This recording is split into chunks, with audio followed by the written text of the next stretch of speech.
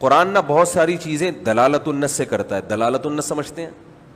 نہیں سمجھتے تو بھی سمجھا دیتا ہوں انشاءاللہ. جب بھی کوئی بات، کوئی میسج ہمیں کسی کو ڈیلیور کرنا ہوتا ہے، کوئی میسج ہمیں کسی کو سمجھانا ہوتا ہے، تو ہم 4 طریقے سے اپنی بات دوسروں تک پہنچاتے ہیں. یہ اصول فقہ میں، فقہ کی کتابوں میں لکھا ہے کہ قرآن و حدیث سے مسائل 4 طریقوں سے اخذ کیے جاتے ہیں. سمجھ رہے ہیں؟ جن لوگوں کو یہ اصول فقہ نہیں آتے ہیں نا، وہ بیچارے علم سے کیا ہوتے ہیں؟ فارغ. ان کو یہ نہیں پتا کہ کسی کے کلام سے کس کس طریقے سے بات کو سمجھا جاتا ہے. ایک ہوتی ہے عبارت النص. عبارت النص کا مطلب یہ ہوتا ہے کہ جو بات کہی جا رہی ہے، آپ جو میسج دینا چاہتے ہیں، بالکل اسی حساب سے آپ وہی کلام کر رہے ہیں. جیسے قرآن میں آتا ہے اقیموا الصلاۃ، نماز قائم کرو، تو یہ نص جو ہے یہ نماز کو سمجھانے کے لیے بتائی گئی ہے نا. کیا خیال ہے بھائی جان؟ تو الفاظ سے سمجھ میں آ رہا ہے اور مقصد بھی وہی ہے جو الفاظ سے ظاہر ہو رہا ہے. ایک چیز ہوتی ہے دلالت النص، کہ الفاظ میں اس کا ذکر نہیں ہے،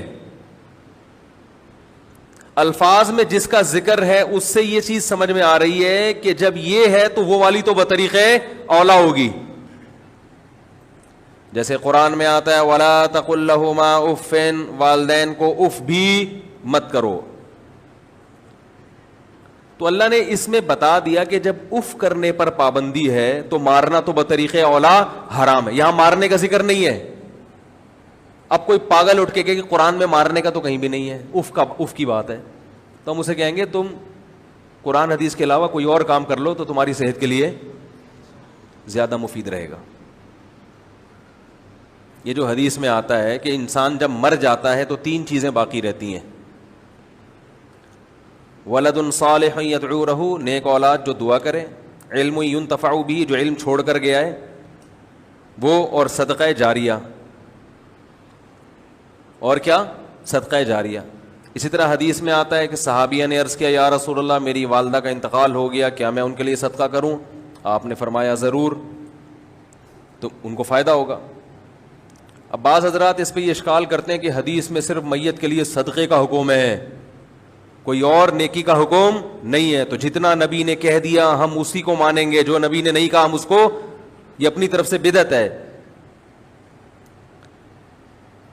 قرآن اور حدیث کا انداز یہ ہوتا ہے کہ قرآن ہمیشہ جزیہ بیان کرتا ہے تاکہ اس سے اصول نکالے جا سکیں.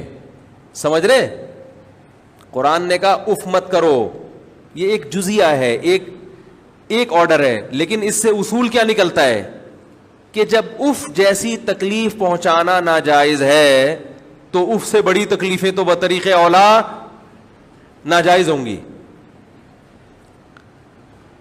اس سے یہ اصول نکلتا ہے کہ جب صدقہ خیرات کرنا جائز ہے تو یہ ایک جزیہ ہے، اس سے اصول یہ نکلتا ہے کہ میت کے دنیا سے جانے کے بعد اس کو فائدہ پہنچانے کا سلسلہ ختم نہیں ہو جاتا، اور کسی انسان کے عمل کا مرنے والے کو فائدہ ہوتا ہے.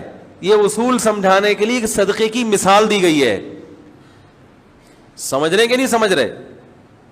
اس پر اور بہت کچھ ہے کہنے کے لیے بھی، چونکہ میرا ٹاپک نہیں ہے تو اس لیے میں تو ضمناً ایک بات آ گئی نا ایک اصول کے تحت، تو اس لیے میں نے بیان کر دی، ورنہ ایصال ثواب کے اور بھی دلائل ہیں.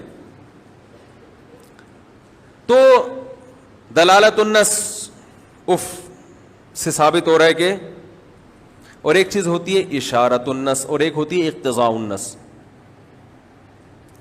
کہ قرآن میں کوئی کلام ایسا ہے کہ وہ کلام اس وقت تک صحیح قرار دیا نہیں جا سکتا جب تک ایک دوسری بات بھی اس کے ضمن میں آپ صحیح نہ مان لیں. اس کو اقتضاء النص کہتے ہیں. اور ایک چیز ہوتی ہے اشارت النص. یہ ٹاپک نہیں ہے، اصل جلدی سے لپیٹ رہا ہوں تاکہ جو اصل کرنے کی بات ہے وہ رہ نہ جائے. اشارت النص کا مطلب یہ ہے کہ نص کے جو قرآن یا حدیث کے جو الفاظ ہیں وہ الفاظ لانے سے مقصد یہ نہیں تھا، لیکن انہی کے الفاظ سے اشارہ دوسری طرف بھی مل رہا ہے. جیسے امام حنیفہ رحمہ اللہ نے استدلال کیا کہ جب آپ کے ملک پہ غیر مسلم حملہ کر کے قبضہ کر لے اور آپ ہجرت کر کے وہاں سے نکل جائیں تو غیر مسلم ریاست اور ان جو ہے وہ آپ کی پراپرٹی کی مالک بن جائے گی. یعنی وہ اگر قبضہ کر لے اور حکومت کی تحویل میں چلی جائیں وہ ساری کی ساری چیزیں, تو مل کے ٹرانسفر ہو جاتی ہے. اور اس کی دلیل کیا دی جاتی ہے؟ قرآن میں آتا ہے للفقراء المہاجرین, زکوٰۃ ان فقیروں کا حق ہے جنہوں نے ہجرت کی ہے. حالانکہ وہ سارے فقیر بولو بھائی نہیں تھے, لیکن قرآن کہہ رہے جب ہجرت کر کے آ گئے, اپنا مال وہاں چھوڑا اور غیر مسلموں کا اس پہ قبضہ ہو گیا, تو وہ ان کو قرآن فقیر کے لفظ سے تعبیر کر کے یہ شو کر رہا ہے, یہ اشارہ کر رہا ہے کہ یہ پراپرٹی ان کی ملکیت سے نکل گئی, اب اس میں وراثت کے حکام جاری نہیں ہوں گے. حالانکہ یہ آیت جو لائی گئی ہے یہ بتانے کے لیے کہ زکوٰۃ کس کس کا حق ہے, فقیروں کا حق ہے. اصل مقصد یہ بیان کرنا ہے, لیکن فقیر کے لفظ سے اشارہ مل رہا ہے کہ یہ ملکیت, یہ پراپرٹی ان کی ملکیت سے, بول لو نا کیا جا رہا ہے. یہ ٹیکنیکل پوائنٹ کی باتیں صرف سمجھانے کے لیے, اصل موضوع میرا یہ نہیں.